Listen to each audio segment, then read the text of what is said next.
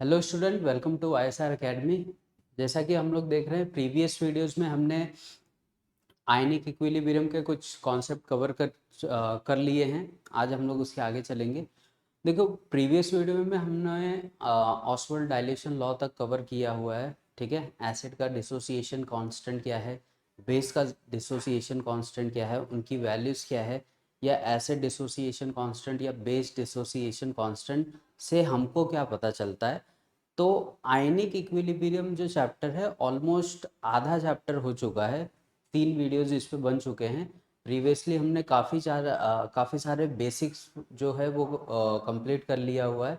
ठीक है, आज हम लोग नया टॉपिक स्टार्ट कर रहे हैं यहाँ से, ऑटो आयोनाइजेशन ऑफ वाटर। ठीक है, प्रीवियसली देखो बहुत सारे कॉन्सेप्ट कंप्लीट हो चुके हैं। तो जो नए स्टूडेंट हैं, एक बार पहले प्रीवियस वीडियोस देखो, जितने भी हुए हैं, उसके बाद यहाँ से कंटिन्यू करो।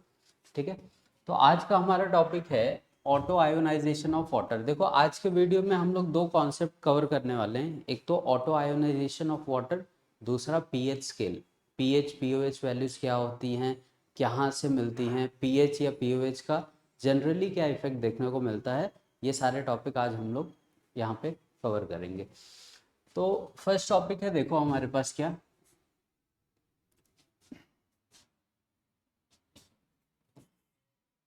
फर्स्ट टॉपिक हम लोग देख रहे हैं auto ionisation of water.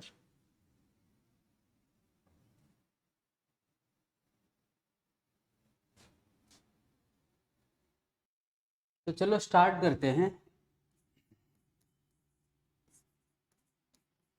Auto ionisation of water.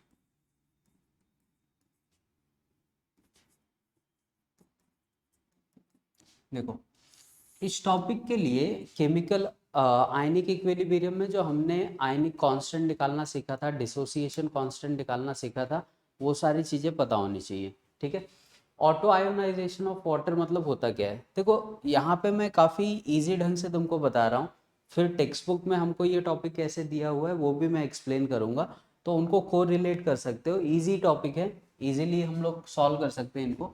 Suppose करो कि जैसे हम लोग बोले कि वाटर है हमारे पास।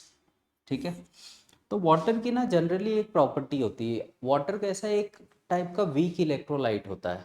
ठीक है, तो वाटर अगर हम लोग कहीं किसी बीकर वगैरह में रख देते हैं तो वो वाटर अपने आप को डिसोसिएट करने लग जाता है H प्लस और OH माइनस। ठीक है, H प्लस और OH माइनस में डिसोसिएट करेगा, और यही रिएक्शन जब रिवर्सिबल होगी तो H प्लस और OH माइनस वापस से कंबाइन होके क्या बनाने लग जाएंगे, वाटर बनाने लग जाएंगे। ठीक है, यहाँ पे वाटर हमारा क्या लिक्विड फॉर्म में है, ये यहाँ पे एक्वस मीडियम में लिख लेते हैं, ये एक्वस मीडियम में। अब यही चीज़ देखो बुक्स वगैरह में कैसे दी जाती है। उनका बोलना ऐसा है कि जब हम लोग वाटर को वाटर में डिसॉल्व करेंगे, ठीक है, तो मैं ये टॉपिक इजीली ढंग से बता दूंगा, इसका टेंशन मत लो। बट बुक्स में ये देखो कैसे कॉम्प्लिकेटेड बनाया जाता है।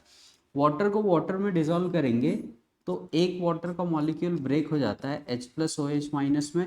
अब इसके पास जो लोन पेयर है, ये अपना लोन पेयर इसको डोनेट करता है, जिसकी वजह से ये कन्वर्ट हो जाता है H3O प्लस में, और प्लस OH माइनस बाहर जाता है। ठीक है, अब बुक्स वगैरह में ये जो H3O प्लस है, इसी को ये हाइड्रोनियम आयन बोलते हैं। ठीक है, इसको हाइड्रोनियम आयन हो गया, और ये हमारा हो गया हाइड्रोक्सी आयन। ठीक है, तो H3O प्लस का जो कॉन्सेंट्रेशन है, उसी को हम लोग क्या जनरली कंसिडर करके चलते हैं, एसिड। और जो हाइड्रोक्सी आयन का कॉन्सेंट्रेशन है, इसी को हम लोग क्या कंसिडर करके चलते हैं, कॉन्सेंट्रेशन ऑफ बेस। ठीक है, तो ये जो चीज़ है, जो आगे H3O प्लस लिखना है मुझे, उसी को मैं क्या लिख सकता हूँ, यही वाटर तो है, यही वाटर किस में डिवाइड हो रहा है, H प्लस में भी डिवाइड हो रहा है, और OH माइनस में भी डिवाइड हो रहा है। ठीक है, तो या तो तुम इस फॉर्म में लेके चलो इसको, या तो इस फॉर्म से लेके चलो, कोई बहुत बड़ा मेजर इशू नहीं है। आंसर दोनों के मेथड से हमेशा क्या आएगा, सेम आएगा। ठीक है, यहाँ पे मैं तुमको H प्लस और OH माइनस के टर्म में बता रहा हूँ, यही चीज़ बुक्स में वो लोग H3O प्लस और OH माइनस के टर्म में देंगे। ये तो कॉमन ही है, खाली यहाँ पे चेंज होगा थोड़ा सा। तो देखते हैं इसका क्या डेरिवेशन है। ऑटो आयोनाइजेशन ऑफ वाटर मतलब वाटर को हमने किसी बीकर वगैरह में रखा है, और वो वाटर का मॉलिक्यूल क्या हो रहा है, धीरे धीरे ब्रेक हो रहा है। ठीक है, ब्रेक होके दो नए आयंस बनाता है in terms of positive and negative charge. तो इनका कॉन्सेंट्रेशन क्या होगा, और यहीं से हमको, इसी डेरिवेशन से हमको पीएच वैल्यूज वगैरह मिलती हैं।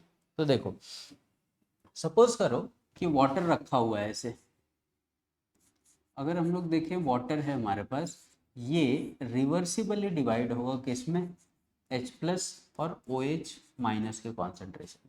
ठीक है, तो अब मेरे पास एक इक्वेशन है, इस इक्वेशन का अगर मुझे कोई बोले कि आयनिक कांस्टेंट लिख के बताओ, जैसे हम लोग बोलते थे ना इक्विलिब्रियम कांस्टेंट लिख के बताओ, या अगर मैं बोलूँ इसका आयोनाइजेशन कांस्टेंट लिखना है मुझे, तो के आई के टर्म में लिख सकता हूँ, या जनरली के भी लिख लोगे तो कोई दिक्कत नहीं है। ठीक है, आयोनाइजेशन कांस्टेंट हम लोग लिखते कैसे हैं, ऊपर क्या होता है हमारे पास, प्रोडक्ट होता है, कॉन्सेंट्रेशन ऑफ प्रोडक्ट, और नीचे क्या लिखते हैं, कॉन्सेंट्रेशन ऑफ रिएक्ट। ठीक है, तो फाइनली ये क्या हो जाएगा, देखो इस इक्वेशन के लिए हम लोग क्या लिखें, के आई इज इक्वल टू क्या मिल जाएगा हमको, प्रोडक्ट में कौन कौन से कॉन्सेंट्रेशन है, concentration of H plus into concentration of OH minus upon reactant में क्या चीज़ें हैं, ठीक है, कॉन्सेंट्रेशन ऑफ वाटर। अब हम लोग आयोनाइजेशन कांस्टेंट निकाल क्यों रहे हैं, हमको आयंस के बारे में स्टडी करना है कि कितने आयंस जनरेट हो रहे हैं, कितने आयंस बन रहे हैं। ठीक है, इसमें अगर कोई चीज़ वाटर ही बन जा रही है फिर से, तो वाटर से मेरा कोई लेना देना है क्या, तो वाटर से हमारा कोई भी लेना देना नहीं है। हमारा मेन फोकस किस पे है कि आयंस के साथ क्या हो रहा है, कितने आयंस बन रहे हैं, या जो भी हमको कैलकुलेशन करना होता है हम लोग आयंस के ऊपर करते हैं। तो फाइनली अब इसको अगर और हम लोग थोड़ा सा सॉल्व करें तो ये क्या हो जाएगा, के आई इंटू कॉन्सेंट्रेशन ऑफ वाटर, यहाँ पे क्या मिल जाएगा, कॉन्सेंट्रेशन ऑफ H प्लस और कॉन्सेंट्रेशन ऑफ OH माइनस। ठीक है, ये जो कॉन्सेंट्रेशन है वाटर का, वाटर के कॉन्सेंट्रेशन को हम लोग क्या एक कांस्टेंट ले रहे हैं के डैश, क्योंकि देखो इसकी ज़रूरत तो है नहीं, मुझे क्या देखना है आयंस कितने बन रहे हैं हमारे पास, मेन फोकस हमारा उस पर। ठीक है, तो वाटर को हम लोग क्या ले रहे हैं, एक नया कांस्टेंट ले रहे हैं। तो फाइनली क्या हो गया, के आई इंटू के डैश इज इक्वल टू क्या हो जाएगा, H plus into OH minus. ठीक है, फाइनली दो कांस्टेंट के कॉम्बिनेशन से एक नया कांस्टेंट जनरेट होगा जिसको हम लोग क्या बोलेंगे, के डब्ल्यू, और यही हो जाएगा H प्लस और OH माइनस के कॉन्सेंट्रेशन के इक्वल। अब इस के डब्ल्यू को ही हम लोग क्या बोलते हैं, आयोनाइजेशन कांस्टेंट ऑफ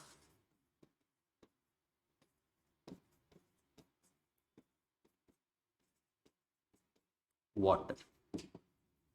ठीक है, तो अब के आई जब बोला जाएगा तो देखो, के आई अगर बोल रहा है तो कोई भी आयोनाइजेशन कांस्टेंट होगा, के ए बोलेगा तो प्रीवियस वीडियो में हमने ऑसवाल्ड डाइल्यूशन लॉ पढ़े थे, के ए क्या रिप्रेजेंट करता है, आयोनाइजेशन कांस्टेंट ऑफ एसिड, के बी क्या रिप्रेजेंट करता है, आयोनाइजेशन कांस्टेंट ऑफ बेस। वैसे ही अगर केमिकल आयनिक इक्विलिब्रियम में कहीं पे के डब्ल्यू लिखा हुआ मिल जाता है तो इस के डब्ल्यू को हम लोग क्या बोलेंगे, आयोनाइजेशन कांस्टेंट ऑफ वाटर।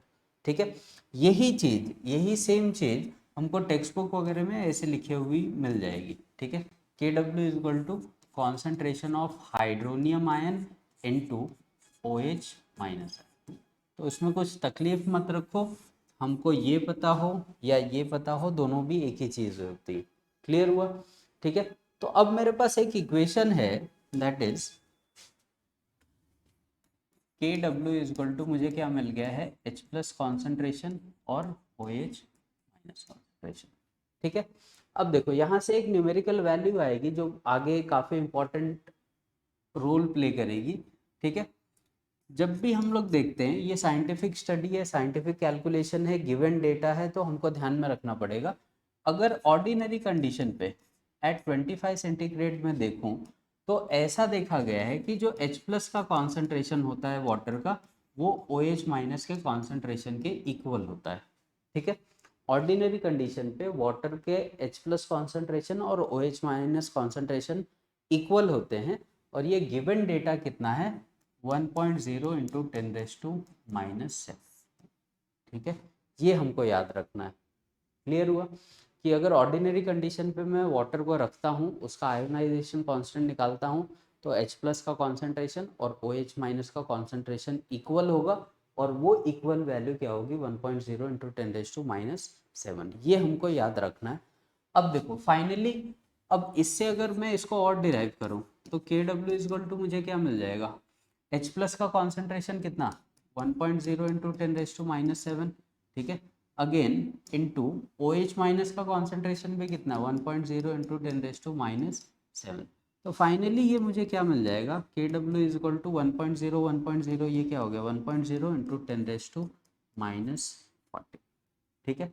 तो वाटर का जो आयोनाइजेशन कांस्टेंट होता है, ऑटो आयोनाइजेशन मतलब वाटर खुद अपने आप को क्या कर रहा है, आयोनाइज कर रहा है, उसकी एक फिक्स वैल्यू है, उनके H प्लस और OH माइनस कॉन्सेंट्रेशन की फिक्स वैल्यू को हमको ध्यान में रखना पड़ेगा, जो कि इतना होता है। फाइनली अगर इसको मैं वाटर के आयोनाइजेशन कांस्टेंट की इक्वेशन में प्लेस करता हूँ तो मुझे ये वैल्यू निकल के मिलती है, ठीक है।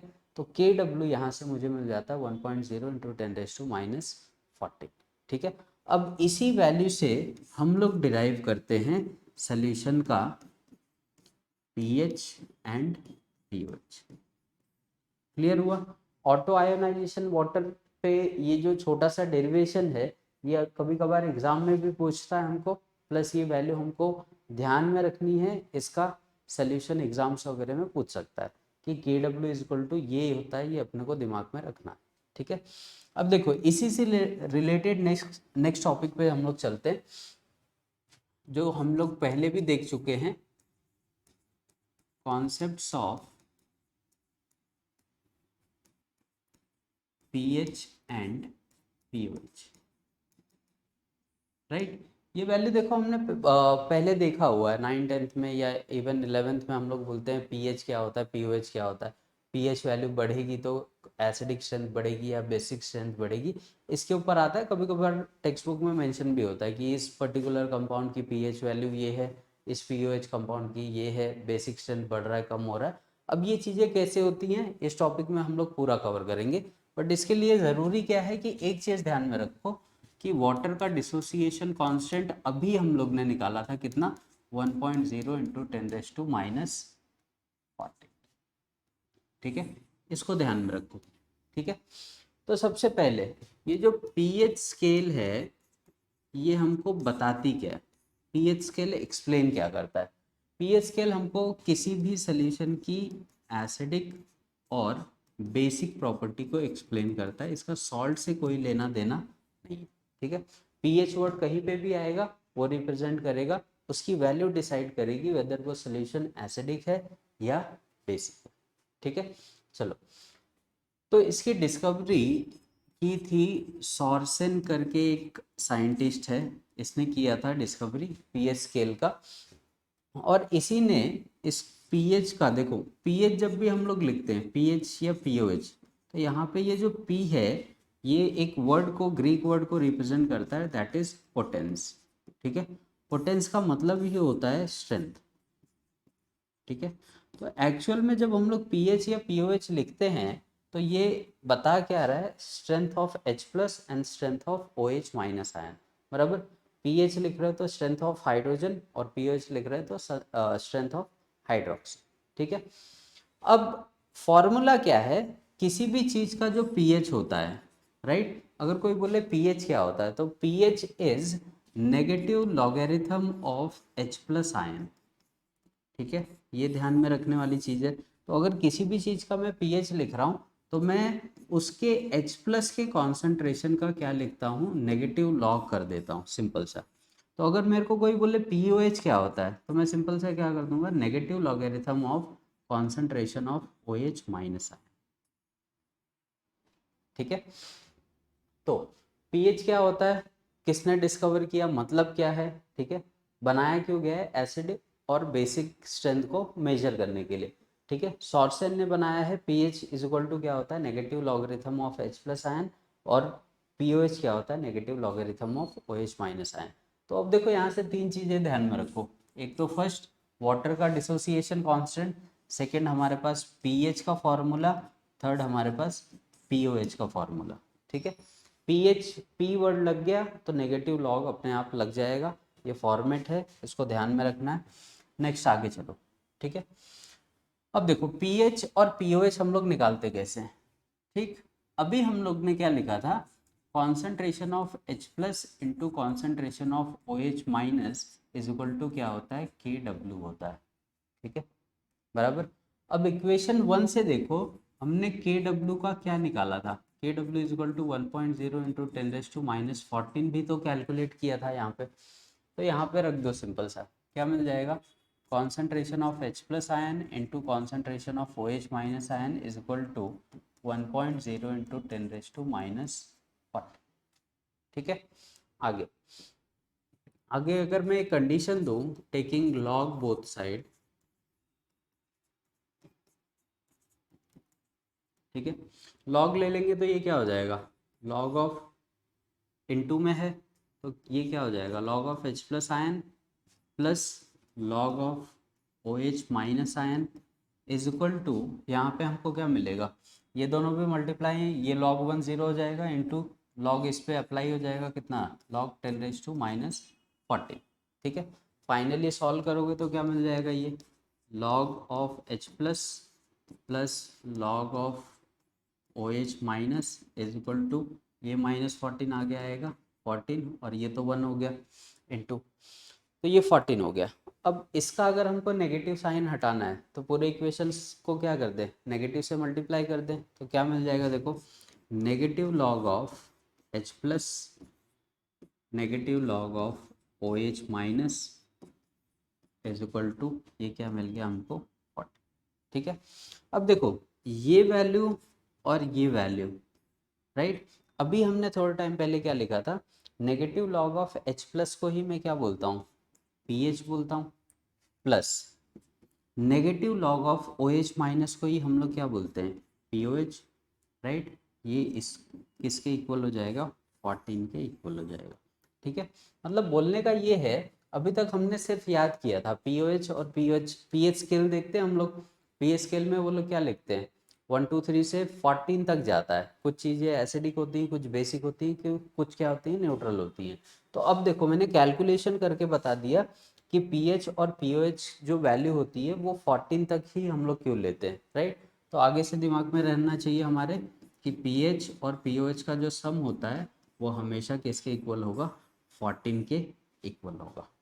ठीक है, और इसी पीएच स्केल के बेस पे हम लोग एक स्केल बनाते हैं जिसमें चीज़ों को न्यूट्रलाइज वगैरह हम लोग करते हैं।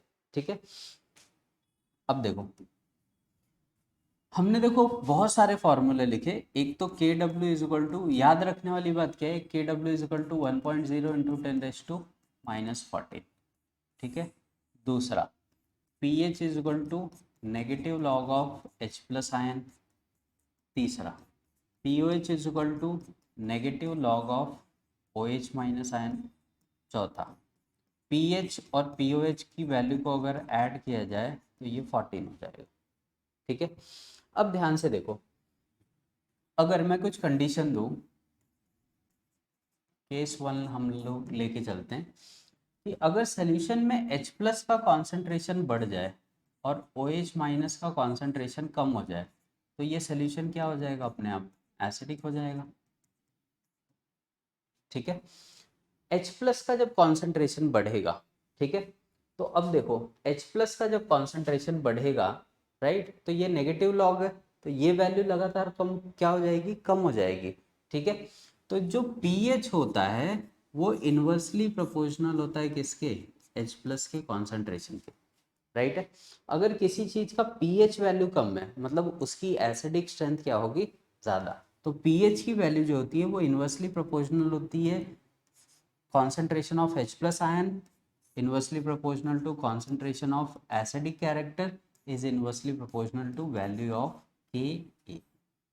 इसको तो एकदम दिमाग में रखो, ये बहुत काम की चीज़ है। ठीक है, अब देखो अगर मैं बोलूँ H प्लस का कॉन्सेंट्रेशन बढ़ रहा है तो उसकी एसिडिक स्ट्रेंथ भी क्या होगी, बढ़ेगी, राइट, उसका Ka वैल्यू भी क्या होगा, बढ़ेगा, लेकिन उसकी pH वैल्यू क्या होगी, कम, बराबर है। तो किसी भी चीज़ की अगर pH वैल्यू कम हो रही है मतलब उसकी एसिडिक स्ट्रेंथ क्या हो रही है, बढ़ रही है, इसको दिमाग में रखो, क्योंकि मैं H प्लस का कॉन्सेंट्रेशन बढ़ाऊंगा तो pH की वैल्यू उतनी ही क्या होती जाएगी, नेगेटिव चली जाती जाएगी। H प्लस बढ़ेगा तो pH की वैल्यू नेगेटिव होती जाएगी, मतलब ये कि pH की वैल्यू अगर कम हो रही है तो एसिडिक स्ट्रेंथ क्या हो रही है, बढ़ रही है। इसको दिमाग में रखना, ठीक है।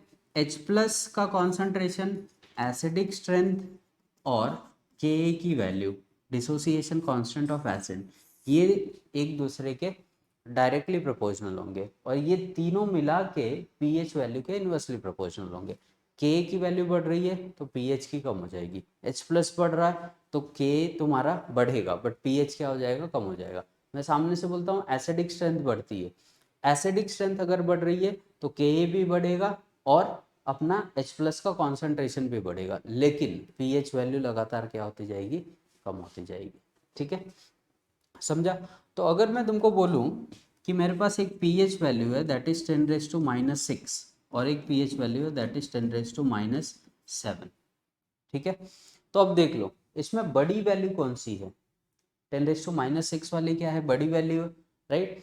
तो पीएच की वैल्यू क्या हो गई यहाँ पे 10⁻⁶, ये बड़ी है और ये छोटी है, तो एसिडिक स्ट्रेंथ किसका ज़्यादा होगा, इन्वर्सली प्रोपोर्शनल होगा, क्योंकि पीएच की वैल्यू बढ़ेगी तो एसिडिक स्ट्रेंथ क्या हो जाएगी, कम हो जाएगी। क्लियर हुआ, समझा, ठीक है। तो ये रिलेशन ध्यान में रखोगे हमेशा, ये बहुत इंपॉर्टेंट चीज़ है। पीएच वैल्यू का हमारे लाइफ में क्या होता है, पीएच स्केल से हम लोग जज कर सकते हैं कि कौन से केमिकल की कितनी एसिडिटी होती है, कितनी की बेसिक स्ट्रेंथ होती है, ठीक है। तो ये डेरिवेशन इंपॉर्टेंट है, इसको ध्यान में रखोगे। प्लस ये डेरिवेशन, इसके प्रीवियस जो हमने पहले डेरिवेशन लिखा हुआ है ये इंपॉर्टेंट है काफ़ी ज़्यादा, प्लस ये रिलेशन, ठीक है। तो इसका स्क्रीनशॉट वगैरह ले लो, फिर आगे चलते हैं, ठीक है। तो ये देखो हमारे पास पीएच के सारे डिटेल्स हो गए, ऑटो आयोनाइजेशन कैसे रिलेट करता है, पीएच स्केल कैसे रिलेट करता है, पीएच और पीओएच की वैल्यू 14 क्यों आती है, ये सारी चीज़ें हम लोग देख चुके हैं, ठीक है। अब जनरली पीएच वैल्यू क्या डिसाइड करती है हमारे एवरीडे लाइफ में, पीएच वैल्यू क्या मेंटेन करता है ये देखते हैं हम लोग, ठीक है। ये मान लो एक पीएच स्केल है, ठीक है। मैंने क्या बोला कि जैसे जैसे पीएच वैल्यू कम होती है, मतलब यहाँ पे 7 पे तो चीज़ें क्या हो जाती है, न्यूट्रल हो जाती है, जैसे हम लोग पीछे की तरफ आएंगे मतलब पीएच वैल्यू क्या हो रही है, डिक्रीज हो रही है। पीएच वैल्यू डिक्रीज होगी तो सोल्यूशन क्या हो जाएगा, एसिडिक हो जाता है, ठीक है। जैसे जैसे पीएच वैल्यू तुम बढ़ाओगे, ठीक है, पीएच की वैल्यू अगर बढ़ रही है तो हमारा सोल्यूशन क्या होते जाएगा, बेसिक होता जाएगा, ठीक है। तो पीएच वैल्यू अगर 7 आ रही है, जो कि हमने कॉन्सेंट्रेशन निकाला था, देखो एट ऑर्डिनरी कंडीशन पे ऑटो आयोनाइजेशन जब वाटर का करते हैं तो कितना आ रही थी वैल्यू, 10⁻⁻⁷, क्लियर है। तो उसका जब पीएच निकालेंगे तो क्या हो जाएगा, 7 हो जाएगा। तो 7 पे 7 को ही हम लोग क्या कंसिडर करते हैं, वाटर कंसिडर करते हैं, जो कि क्या होता है, न्यूट्रल होता है। अब जैसे जैसे वैल्यू कम हो रही है, देखो 6, 5, 4, 3, पीएच वैल्यू जैसे जैसे कम हो रही है वैसे वैसे एसिडिक स्ट्रेंथ बढ़ती है, ठीक है। 6 पे जाओगे तो मिल्क वगैरह जो हम लोग कंज्यूम करते हैं उसकी पीएच वैल्यू 6 होती है। 5 पे आ रहे हैं तो जैसे कॉफ़ी है, ठीक है, मिल्क के कंपेयर में कॉफ़ी और ज़्यादा एसिडिक होगा, ठीक। उसके बाद टोमेटोज वगैरह में जो एसिड का अमाउंट मिलता है उसकी पीएच वैल्यू 4 आ जाएगी। एक एग्जांपल से रिलेट कर सकते हैं। 3 पे आ रहे हैं तो जैसे विनेगर वगैरह है तो उनकी एसिडिक स्ट्रेंथ और ज़्यादा होती है। 2 पे आओगे, पीएच वैल्यू 2 हो गई तो लेमन वगैरह हो गया, ठीक है। स्टमक में जो एसिड HCl प्रेजेंट होता है उसका जो पीएच वैल्यू है वो हम लोग 1 कंसिडर करते हैं। 0 पे जाएंगे तो जो बैटरीज वगैरह में होता है, ठीक है, इलेक्ट्रिसिटी जनरेट करने के लिए जो एसिड हम लोग यूज़ करते हैं उसकी पीएच वैल्यू कितनी होती है, 0 होती है, ठीक है। अब जैसे बढ़ रहे हो, 7 से ज़्यादा हो रहा है, 7 से ज़्यादा होते जाएगा तो सोल्यूशन क्या हो जाएगा, बेसिक होगा। जैसे देखो ब्लड का जो पीएच वैल्यू होता है वो 8 हो जाता है, ठीक है। बेकिंग सोडा वगैरह है, अगेन बेसिक कंपोनेंट है, और ज़्यादा बेसिक होगा। स्टमक टैबलेट मतलब एसिडिटी को कंट्रोल करने के लिए जो टैबलेट्स वगैरह हम लोग कंज्यूम करते हैं, ठीक है। एसिडिटी बढ़ रही है तो जो टैबलेट खा रहे हो वो सीधी सी बात है बेसिक होगा, तभी तो जाके अंदर न्यूट्रलाइज करेगा, ठीक है। तो उसकी बेसिसिटी और ज़्यादा होती है। अमोनिया सोल्यूशन और ज़्यादा बेसिक, ठीक है। सोप हो गया, ब्लीच वगैरह हो गया, और ज़्यादा बेसिक होते हैं। लास्ट में देखो हाईएस्ट जो बेसिक कैरेक्टर होता है वो ड्रेन क्लीनर में जो केमिकल्स वगैरह हम लोग यूज़ करते हैं वो हो जाता है, ठीक है। तो ये एक पीएच स्केल है जो अपने को ये बताता है पीएच वैल्यू जैसे जैसे कम होगी एसिडिक स्ट्रेंथ बढ़ेगी, जैसे जैसे पीएच वैल्यू बढ़ेगी तो वो बेसिक वैल्यू को बढ़ाएगा। पीएच वैल्यू लिखने से ही हमको समझ में आता है। अब मैं बोलूँ कि कोई केमिकल है एक्स और कोई केमिकल है वाई, इसकी पीएच वैल्यू मैं बोल दूँ 20 है और इसकी पीएच वैल्यू क्या हो गई 15 हो गई। ठीक है, अब इसमें मैं बोलूँ एसिडिक कौन ज़्यादा होगा, तो ये एसिडिक ज़्यादा होगा। बेसिक कौन ज़्यादा होगा, तो बेसिक कैरेक्टर इसका कभी भी ज़्यादा होगा। पीएच वैल्यू बढ़ जाएगी तो बेसिक स्ट्रेंथ को बढ़ा देगा, कम हो जाएगी तो एसिडिक स्ट्रेंथ को बढ़ा देगा। क्लियर हुआ कॉन्सेप्ट पीएच का। ठीक है, आयोनाइजेशन ऑटो आयोनाइजेशन कैसे रिलेट करता है एक दूसरे को, पीएच स्केल से उनका क्या लेना देना है, और जनरली हमारी लाइफ में क्या इम्पैक्ट पड़ता है पीएच का। ठीक है, इसको लिख लो, फिर आगे इसके हम लोग एक दो न्यूमेरिकल देखते हैं पीएच के ऊपर, फिर आगे चलते हैं। ठीक है, तो चलो पीएच के ऊपर कुछ न्यूमेरिकल्स देखते हैं कि न्यूमेरिकल कैसे सॉल्व होंगे अगर हमको पीएच के बेस पे पूछे जाते हैं। तो देखो कुछ क्वेश्चंस हैं अपने पास। देखो सबसे पहले तो जो क्वेश्चन होगा उनमें डेटा वेरीफाई कर लो, क्या दिया है अपने को, क्या निकालना है। Find the pH of solution which has H plus ion concentration is 10⁻⁻3। ठीक है, सिंपल सा क्वेश्चन है। देखो कोई सॉल्यूशन है जिसका H प्लस आयन का कॉन्सेंट्रेशन कितना दिया हुआ है अपने को 10⁻3। ठीक है, ये दिया हुआ है 10⁻3 मोल पर लीटर। ठीक है, उसके बाद क्या बोल रहा है कि उसका पीएच कैलकुलेट करो, इसका पीएच हमको निकालना है। अब अपने को पता है कि पीएच का फॉर्मूला क्या होता है, pH is equal to negative logarithm of H plus ion. ठीक है, तो क्या करना है यहाँ पे, नेगेटिव लॉग लग जाएगा किसका, हमारे पास इंटू 10⁻³ का। 10⁻³ का नेगेटिव लॉग निकालेंगे तो सिंपल सा ये 10⁻³ आगे आ जाएगा, तो ये क्या हो गया 3, और ये log 10 1, तो इसका पीएच वैल्यू क्या हो जाएगा 3 आ जाएगा। ठीक है, पीएच वैल्यू 3 है, मतलब देखो पीएच वैल्यू क्या हो रहा है 7 से बहुत कम है, तो जनरली ये सोल्यूशन क्या रहा होगा, काफ़ी ज़्यादा एसिडिक होगा। ठीक है, पीएच वैल्यू ज़्यादा आती तो वो सोल्यूशन क्या हो जाता बेसिक। मैं भी एक्सटेंड करके ऐसे पूछ सकता है कि सपोज करो H प्लस आयन का कॉन्सेंट्रेशन ये है, तो बताओ वो सोल्यूशन एसिडिक है, बेसिक है या न्यूट्रल है। तो देखने का 7 से कम आ गया तो एसिडिक सोल्यूशन, 7 से ज़्यादा आता तो बेसिक, और पीएच वैल्यू 7 हो जाती तो क्या हो जाता है न्यूट्रल हो जाता। नेक्स्ट क्वेश्चन देखो क्या बोल रहा है, calculate the pH of 0.01 molar sulphuric acid. ठीक है, उसके पास सल्फ्यूरिक एसिड है और इस सल्फ्यूरिक एसिड का कॉन्सेंट्रेशन दिया हुआ है 0.01 मोलर। ठीक है, ये है। अब हमको पता है कि सल्फ्यूरिक एसिड जो है वो एक टाइप का कैसा एसिड है। ठीक है, एसिड देखो प्रीवियस वीडियोज में मैंने एसिड बताया था। ठीक, ये जो एसिड है ये कितने H प्लस डोनेट कर सकता है, 2H प्लस, और किस में डिवाइड होगा SO4 2 माइनस में। ठीक है, तो सल्फ्यूरिक एसिड की एबिलिटी होती है, ये कैसा है, एक डाई बेसिक एसिड है। डाई बेसिक एसिड मतलब जो 2H प्लस डोनेट कर सकते हैं, एक अगर करता है जैसे HCl वगैरह है तो एक ही H प्लस डोनेट करता है, उसको हम लोग मोनो बेसिक एसिड बोलते हैं। 3 होता तो ट्राई बेसिक एसिड। ठीक है, अब देखो, अब इसने इसका कॉन्सेंट्रेशन लिया था H2SO4 का 0.01 मोलर, तो हम लोग क्या एक्सपेक्ट कर रहे थे कि H प्लस का भी कॉन्सेंट्रेशन कितना होगा 0.01 मोलर, और इसका भी कितना होगा 0.01 मोलर। बट हमने क्या देखा रिएक्शन में कि H प्लस 2 निकल रहे हैं, तो इसको 2 से मल्टीप्लाई कर दोगे तो फाइनल जो H प्लस का कॉन्सेंट्रेशन आएगा वो कितना आ जाएगा 0.02 मोलर। ठीक है, ये हो गया। ये लेके कैलकुलेशन करोगे गलत हो जाएगा, क्योंकि H प्लस कितने मिल रहे हैं अपने को 2 मिल रहे हैं। ठीक है, अब आगे क्या निकालना था, इसका पीएच वैल्यू निकालना था। पीएच वैल्यू के लिए रिस्पॉन्सिबल कौन है, concentration of H plus ion. ठीक है, तो रख दो यहाँ पे पीएच इज इक्वल टू क्या हो गया हमारे पास negative log of H plus ion. ठीक, तो pH is equal to minus log H plus ion का कॉन्सेंट्रेशन कितना है हमारे पास 0.02। ठीक है, इसी को हम लोग ऐसे भी लिख सकते हैं लॉग 2 इंटू इसको क्या करते हैं 10⁻⁻²। ठीक है, तो बस दोनों को सॉल्व कर लो सिंपल सा, माइनस लॉग निकाल लो 2 का, प्लस लॉग कितना हो जाएगा 10⁻²। सही है, यहाँ पे log 2 की वैल्यू रख दो, प्लस ये -2 आगे आ जाएगा, तो log 2 की जो भी वैल्यू होगी उसको -2 से मल्टीप्लाई कर दो, तुमको आंसर मिल जाएगा सिंपल सा।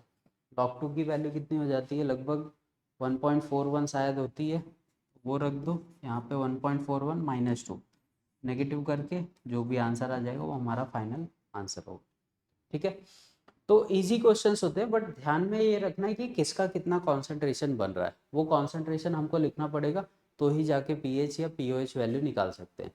जैसे एक और क्वेश्चन देखते हैं, देखो इसके ऊपर।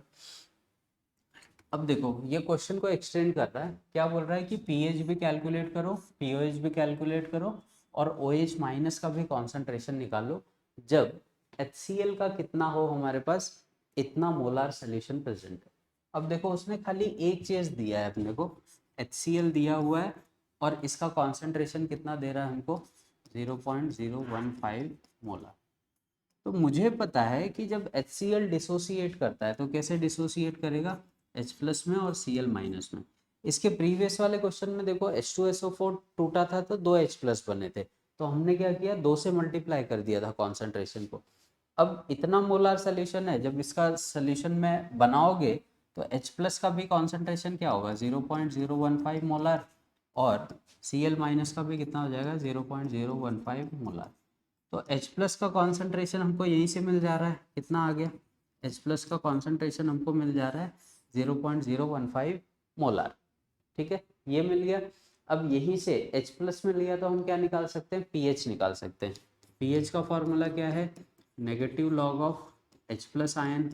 अब H प्लस आयन तुमने निकाला हुआ है कितने, 0.015 मोलर, या इसको और थोड़ा इजी बनाना है तो लॉग इज इक्वल टू क्या कर देंगे इसको, 1.5 इंटू 10⁻⁻²।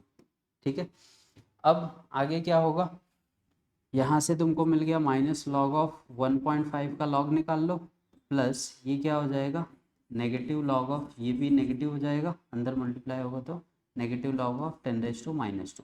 तो ये माइनस माइनस 2 हो जाएगा, यहाँ पे खाली 1.5 लॉग का लॉग 1.5 निकाल के, और ये कितना हो जाएगा, +2 यहाँ पे, और लॉग 1.5 का वैल्यू रख के यहाँ से मुझे क्या मिल जाएगा, पीएच की वैल्यू मिल जाएगी। ठीक है, अब एक बार देखो मुझे पीएच मिल गया, तो दूसरा क्वेश्चन उसने क्या बोला था कि पीओएच बताओ। ठीक है, तो ये चीज़ तो अभी हम लोग ने डिराइव की थी कि पीएच और जो पीओएच का एडिशन होता है वो कितना होता है, 14 होता है। ठीक है, अब यहाँ से तुमने पीएच की वैल्यू निकाली है, ये वैल्यू उठा कर, मान लो ये वैल्यू तुमने कुछ एक्स निकाला है, तो उस वैल्यू को यहाँ पे रख दो, x plus p O H equal to 14। तो पी ओ एच क्या हो जाएगा फाइनली, 14 में से जो तुमने पी एच की वैल्यू निकाली उसको माइनस कर दो, तुमको दूसरा आंसर मिल जाएगा पी ओ एच के टर्म में। ठीक है, थर्ड थर्ड उसने क्या बोला है, ओ एच माइनस का कॉन्सेंट्रेशन बताओ। अब ये क्या चीज़ आ गई, नहीं, ओ एच माइनस का कॉन्सेंट्रेशन, तो इसके लिए अपने को ऑटो आयोनाइजेशन ऑफ वाटर में जाना पड़ेगा। वहाँ पे हमने क्या निकाला था, H प्लस का concentration into O H minus का कॉन्सेंट्रेशन इक्वल होता है 1.0 इंटू 10⁻⁻14। ठीक है, तो H प्लस का कॉन्सेंट्रेशन तो हमको पता है कितना आ गया हमारे पास, 0.015, और यहीं से क्या करना है, ओ एच माइनस का कॉन्सेंट्रेशन निकालना है। सिंपल सा क्या कर दोगे, डिवाइड कर दो, O H minus is equal to क्या हो जाएगा, 1.0 इंटू 10⁻⁻14 अपॉन क्या हो जाएगा, 0.015। इसको सॉल्व कर दो, तुमको ओ एच माइनस का कॉन्सेंट्रेशन मिल। तो देखो ऐसे एक्सटेंड करके देगा क्वेश्चन, थोड़ा सा मतलब दोनों तीनों फॉर्मूले यूज़ करवाएगा। ठीक है, 2 या 3 मार्क्स के लिए ये सब क्वेश्चन पूछे जाएंगे। तो सिंपल सा जो कॉन्सेंट्रेशन दिया है पहले उसको निकाल लो, वहाँ से अपने को पीएच मिल रहा है या पीओएच मिल रहा है वो देख लो, उसके बाद अगर दोनों में से एक भी हो गए तो इस फॉर्मूले में रख के हमको दूसरा मिल जाएगा। कॉन्सेंट्रेशन की बात करेगा तो अगेन ऑटो आयोनाइजेशन वाले पे चले जाएंगे और यहाँ से ये निकाल देंगे। ठीक है, तो देखो आज हमने 2 टॉपिक कवर किए, एक तो auto ionisation of water plus pH pOH का कॉन्सेप्ट कि कैसे काम करता है, कैसे न्यूमेरिकल आएंगे वो हमने डिस्कस किया। बाकी हम लोग नेक्स्ट वीडियो में देखेंगे। यहाँ से अभी कुछ टॉपिक ऑलमोस्ट अपना 70% चैप्टर हो चुका है, तो इसके बाद हम लोग नेक्स्ट वीडियो में मिलते हैं। तब तक के लिए जो नए स्टूडेंट हैं वो पुराने सारे वीडियोज़ एक बार वेरीफाई करो, उसके बाद ये वीडियो आगे कंटिन्यू करो। ठीक है।